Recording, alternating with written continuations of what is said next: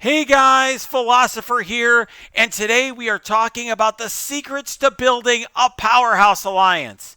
And I've got a special guest with me on this video, Night King, who is the leader of the alliance that I'm in right now, Agents of Chaos. It's the 24th highest alliance in TCP. And I will tell you, when I joined back in October, about 6 months ago, it was down in 77th. And this is an alliance that when I joined was in Gold 4 and now is in Platinum 2. That, for example, went from barely making the top 100 in raid season, trying to fight to do that, to now we're always in the top 5 or top 10. So definitely a lot of success. And I'm brought in Night King because a lot of you have asked me, how can I make my alliance a great alliance? What can I do to manage my alliance and bring it up to a higher level? Now, look, if you want to make your alliance a fun, casual experience for everyone, that's cool, and that's for you. But that's not what this video is about. This video is if you're like, hey, we're struggling in 7.2 Ultimates, we want to get to a higher level, or hey, we're trying to get past Gold 4 and get into Platinum 1. This is the video where we're going to tell you our secrets on, he's on his way out here as leader. He's retiring.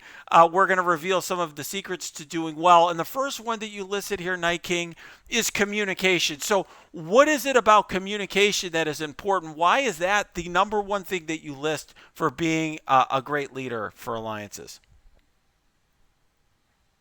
Hey, so so philosopher, communication is definitely a big part of what makes an alliance successful. There's so many aspects in a competitive alliance between raid and war that having that open window to from leadership to the members is critical to kind of keep everyone on the same page. Yeah, I think that's right. For example, I'm going to show this communication here. Basically, this guy is always telling us you did a great job, or you did a bad, or whatever, good or bad. He's going to tell us, here's what we're doing, here's what our plans are, here's what we're doing next. And when people do well, like here, there's a captain who stepped up, you recognize them. Why do you go out of your way to recognize the people who do well all the time? Well, I think it's important to talk about the good things because it's very easy to talk about the bad things. It's very easy to say, "Hey, why did you fail this attack?" So that's why I always try to keep the balance of telling someone they did a good job when they did one. Yeah, absolutely. I do think that's important. It encourages people to do a better job. Now, just to be clear, you also, when people fail an attack or are doing poorly, you're communicating with them either via DM or publicly about that as well, right? Exactly. I mean, we're all going to make mistakes. I make mistakes. I want to understand what I did wrong so I don't do it again. So I think part of our success, and we'll talk later about it when we talk about war, but part of our success is looking at where our issues are and identifying those problems and trying to correct that and work together to fix it. Yeah. So here's another example here of you also would sort of immediately set expectations and try to set goals for the alliance. I know we're going to talk about that a little bit later, but essentially you're always trying to communicate goals. It seems to me that part of the communication is always showing people that, hey, we have a plan, we have something that we're doing. Exactly. I try to be very transparent with everyone. That's why I'm transparent with my expectations. I'm transparent with my goals. I do as I say and I say as I do. And I think that's helped a lot in our success. Is just the open feedback, kind of the culture that's been created is that open feedback so we can discuss these things. Yeah. I mean, here's an example too. A lot of what we do is actually, what you're doing is you're giving people content like, hey, here's the team. We're struggling in this post. You're like, we're struggling with Inhuman Shield versus Silver Surfer. We need to save our Black Orders for that. So here's what you're going to do against Marauders. Here's different teams that works. Here's examples. There's an educational piece. I know you also do videos as well for members to sort of walk through certain attacks. Here's where we're struggling. It seems to me that part of what you're doing is saying, here's what I see from an overarching view. And you do this after every war, really. Here's what I'm seeing about our alliance on an overarching view that you might miss because you're focused on your own attacks. Right. I mean, and after every single war, I do a post mortem, is what I call it. I'll look and see, where we're failing at. And I know we'll get more into that later, but just being able to get that communication out that, hey guys, this is what I'm seeing. We're having issues with this team. This is a proven team that beats it. Let's do this as a stopgap right now. And as you allocate these teams, this is the other teams I want you to look at to take the other teams. So just trying to get that feedback to them so they can understand it. And I usually leave all my messages. If you got any questions about this or need to see more, let me know. Right now, some of the communication's in private, and it's really reaching out to people when they're struggling, reaching out to people when they're doing well, and even privately, just letting them know how they're doing. Exactly. I mean, in war, for example, I'll see someone do a really good attack. I mean, it'd be one of those kind of ones that make you look twice, and I'll tag them. Hey, good job on that. That's a good hit. Yeah. So yeah, giving that kind of feedback is definitely I think it goes a long way. Yeah, and just to show you guys what my role is often in alliances, this was one I made when I was a captain, is basically saying, hey, here's the teams to build, here's what's to work on. Basically leading by example by showing players, hey, I'm building this great team, here's how to do it, here's how we can be successful together. So, when we look here, part of what you say, communications, you also mentioned here alliance expectations. It seems to me that part of setting the expectations here is here's what here are things that we'd like you to build, here's what we'd like you to work on, that sort of thing. Exactly. Yeah. Now one thing you've listed here is leading versus managing. What do you mean by leading versus managing? So there's definitely a difference between the two. When I say leading, I think any leader of an alliance needs to be the one that is, as you put these expectations and as you communicate what you want to communicate, you need to be the one that's, say as I do and do as I say type. And, you need to be the one that's leading by example. You're the one that's pushing hardest in raids. You're asking people how they're doing in raids. I just kind of see this as the, the position of keeping your people, pushing further to get to that next step. Yeah, I will tell. Um, Yeah, I will tell you guys. I did that for myself, even as a captain. I always wanted to be doing the best in war. Making sure that I was getting in getting a really high score, doing well. If I didn't do well in something, I would always own it publicly and say, I learned something about this attack. I made a mistake. And in raids, I was always trying to push hard, and because you're setting an example for everyone else, you want everyone else to see how they can succeed. Yeah, my favorite thing is whenever someone's struggling in a raid node or in a war matchup, and my favorite thing is reaching out to them and seeing what's going on, and then come to find out, they're approaching that node or that war attack completely wrong, and then they'll do it the way that we discussed the next time, and they'll come back to you and say, hey, that worked exactly like you said it would. Thanks. So that goes a long way. Now you talk here about delegating. What do you mean by that? So delegating, and it ties into the managing as well. So when I took over the alliance last year, it's a highly competitive alliance, strong alliance, and I knew that I by myself couldn't run every single facet of the alliance and it be successful. So what I did was I assigned different captains roles for them to own. So if they can they own the small pieces of everything. It makes everything run. So you assign someone to launch raids, monitor raids. You assign someone to lead war efforts, to and things like that, to do recruiting. So really, what I wanted to do is develop a process for it to work, and for me just to manage the process. And if I Hmm. needed to get involved with recruiting or I needed to get involved with running war, I could. But otherwise, I had the people in place to spread the burden around so that we can keep things going. Yeah, now I got to say it was a big change for me from my prior alliance where me and one other guy had to run everything. The leader was kind of, hands off, and we just got burnt out. And I think if you don't have a full leadership team, you really are going to have burnout. And I noticed with you, Night King, you would be looking out for potential captains, not just potential members, but potential captains. I know you made me a captain very quickly after I became a member. Yeah, I mean, it takes the right person to be a captain. It takes the right person, to be responsible over people, and that's definitely a key factor that I look in when I'm recruiting people. Is do they have past leadership experience? Do I think that could be an asset down the road? So yeah, that's definitely something that as to be a successful leader in alliance, you need to always be looking for potential officers. So let me just say, we talk about recruiting as the next topic here. When you recruited me, I mean, you were, I think, the 77th largest alliance at that time. Obviously higher now, but a top 100 alliance, and I had 5.5 million TCP. I don't think any other top 100 alliance would have taken me.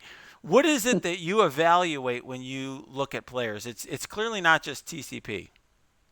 Right. I mean, what I want to look at is functional CP. What does that Do they mean? have functional CP, or essentially the teams that are going to be the war arena teams? X Force, now X Factor. The raid teams. So I'm looking at I don't care how big your Cree team is, or how big your defenders are.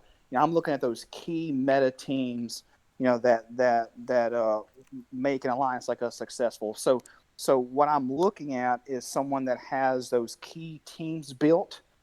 If they're lacking in some of it, they have a big you know, astonishing X-Men, but don't have a good Dad Bros, for example. They at least have a plan to work on that. And as well as I'm looking at communication skills. Does a person seem like that they're active, they're learning, and they want to learn? So that's just some of the things. I talk a lot with recruits, probably more than most people do, and so I have a good idea of who I'm bringing in. Yeah, I got to say, so let me just tell you about with recruiting. I've been a captain in every alliance I've ever been in, from my newbie alliance on up, and particularly when I was in, let's say, these more beginner alliance or mid game alliance.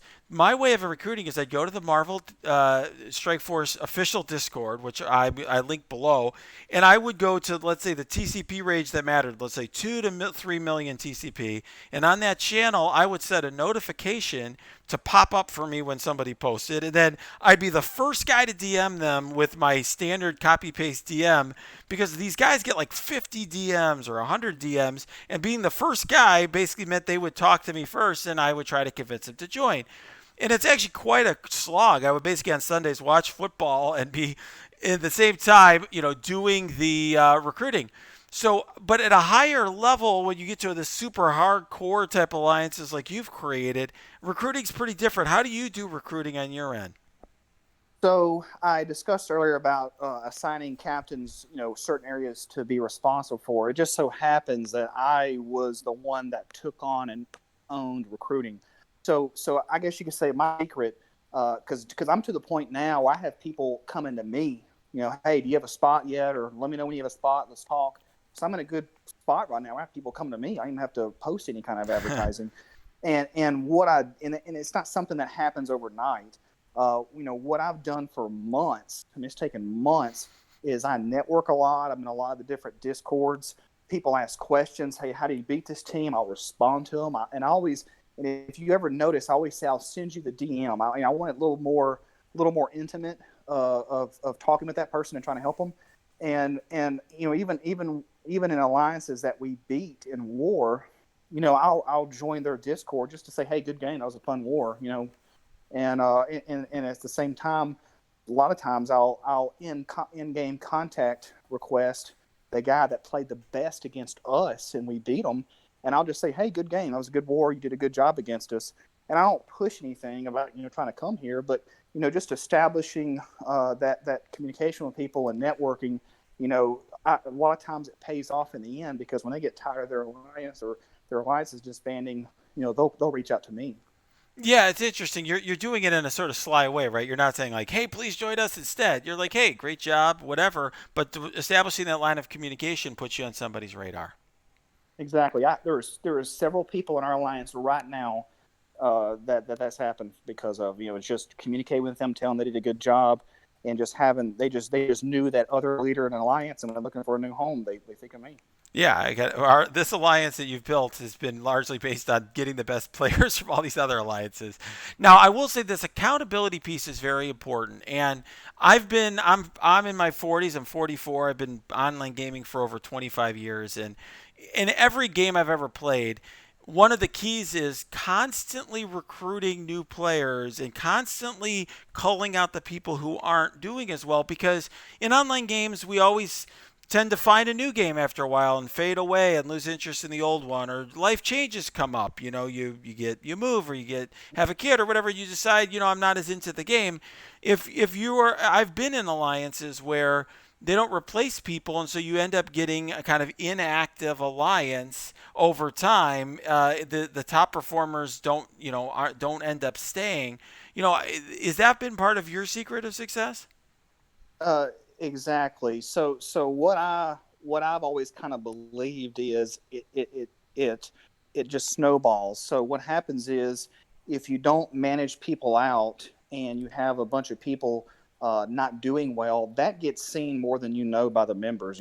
They see that, and so what happens is as you have these people not pulling their weight and they're not being managed out, is those good guys, they'll just leave. They'll go somewhere else, because they want to see the grass is green on the other side.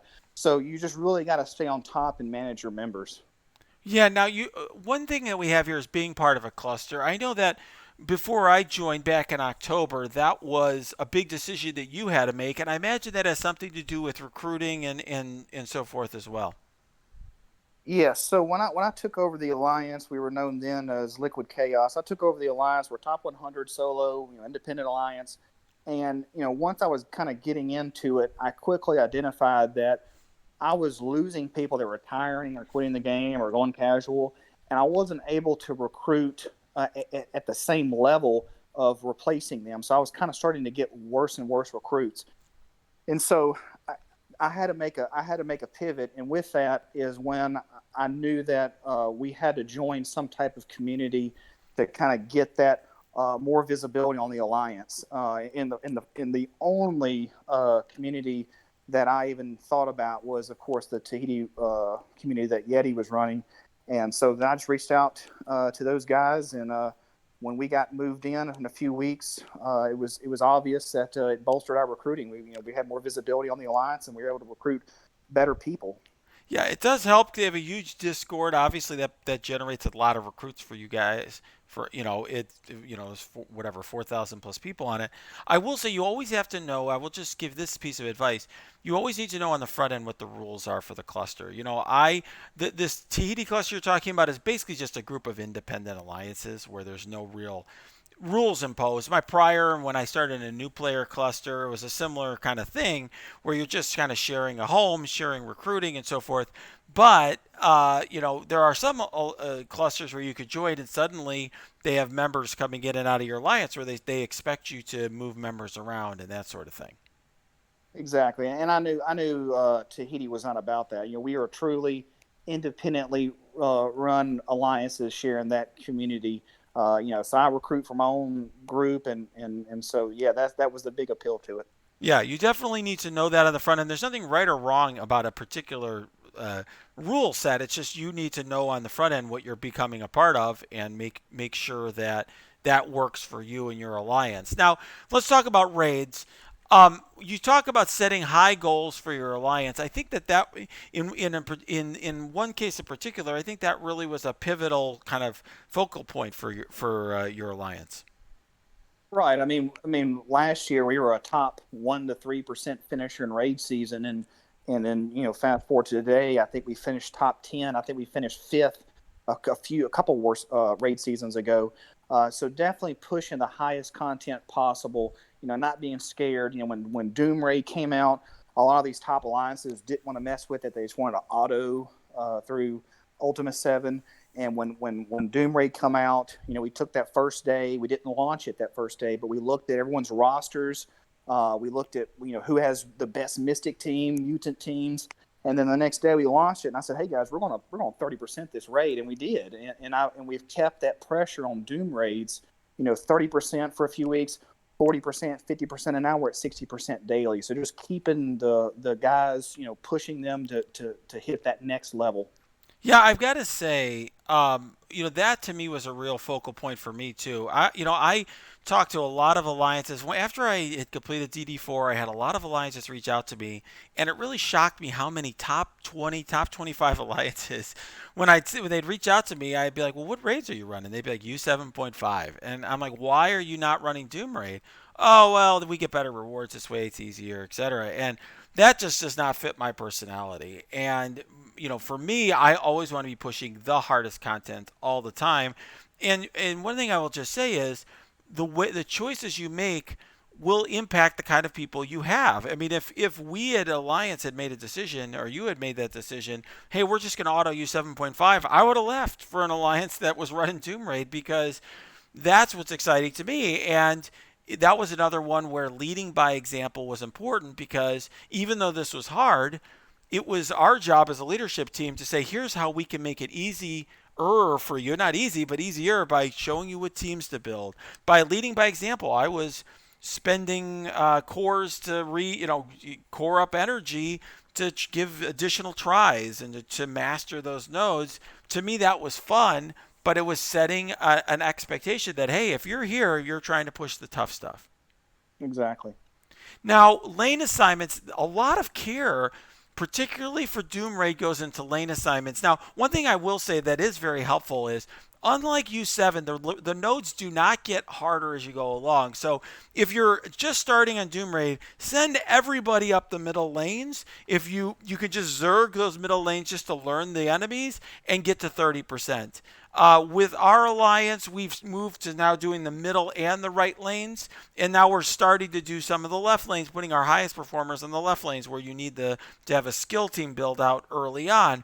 But you put a lot of care, Night King, into assigning lanes for Doom. I think you have to, because of how rosters are different, and how, of course, you need different teams for different nodes. Exactly. I mean, part of the success in a Doom raid, for example, is just looking at people's rosters. Not everyone has built the same team, has the same Gear 14s, has the same Red Stars. So kind of looking at it and making sure you're getting people in the correct lanes goes a long way in helping the success and getting those extra nodes done. Yeah, I think absolutely you really need to dig in. If you're a captain or leader and you're assigning lanes for Doom Raid, you really need to dig into those rosters. Now, another issue is what raids to run. I will just say that this is a real issue for some beginner alliances, because the U7 raids do not offer blue gear or T2s. And so some alliances have chosen to mix U6 and U7. I really think you have to think for your alliance what works best for you. Of course, if your members aren't getting blue gear, they won't progress as quickly. On the other hand, you won't attract members who have gotten past that stage until you're able to sort of run U7 every day. But it also, of course, matters at higher levels, whether you're running a, let's say, 4.2 at 100% to get the elites versus 4.3 at a lower percentage to get raid season. How have you approached some of these choices about what raids to run? So the biggest thing is this is always a fluid discussion. People are new teams are released, people's gearing up their roster. So it's at every alliance level, whether you're at the lower or at the very top. This is something that every alliance needs to look at, and every alliance has to decide what is the best plan. Even when we started doing Doom Raid, we were doing it every other day at 30%, and then after about a week or so, I'm discussing with you guys, hey, I think we could do it 2 days in a row, and then do Ultima 7, and so throughout a few weeks time, we just constantly got more aggressive on it, and as I said, we're doing 60% daily now. So it's just something that you always should be examining that, I think, week by week. Absolutely. If you're not pushing, you don't know how much better you could do. One thing that I think a lot of alliances do at any level that's very useful, I know alliances that, hey, we're in U7.2, but we have push day. And we usually get 60%, but we're trying out 1 day a week or 2 days a week. We have push day, and we try to get as close to 100 as you can. Those are the days that are going to let you know where you're at as an alliance. That's how you progress. That's how you do better. You always want to improve yourself. And raid team composition is part of this. We showed earlier some examples for war of how I was giving examples there, and I will just say, in every alliance that I've been in, I've always been somebody. When I was in an alliance that was just starting U7, I was messaging the top players and asking them, hey, what raid team do you use in your top, raiding alliance? And, sharing those with my alliance and saying, here's what we need to build for U7.1 or U7 or whatever we were in. And now I do the same thing for Doom Raid. It seems to me, Night King, that it's not just giving instruction to members about how you could build the right teams, but actually setting an example. I know for yourself, you held up your progress at DD4 so that you could build up your teams to be successful in Doom Raid. Exactly. I had to lead by example, and so the Doom raids was a big kick up in difficulty, and so I had to react appropriately, and I had to, as I found these characters working, I was building them up so I could be successful, and I was finishing the top 5 every Doom raid. Yeah, and I think that sets an example for members when they see the leaders pushing to do well in raids. It's like, hey, we're not asking you to do something that we wouldn't do ourselves. So look, if you found this information helpful, stay tuned on this channel tomorrow. We're going to have the next video about the secrets of building a war alliance, an alliance that wins at war. I'm going to have Night King on. We're going to talk about that topic. But if you're interested in, if you have your own questions, post them on my Discord. The link is below. Night King's on there. You can even tag him if you want. He'll be there to answer questions. I'll be there to answer questions. And we could get a discussion going. We have lots of great discussions there. And also check out, please like this video, subscribe to this channel, and of course check out our Twitch stream as well, where we have discussions like this going on all the time.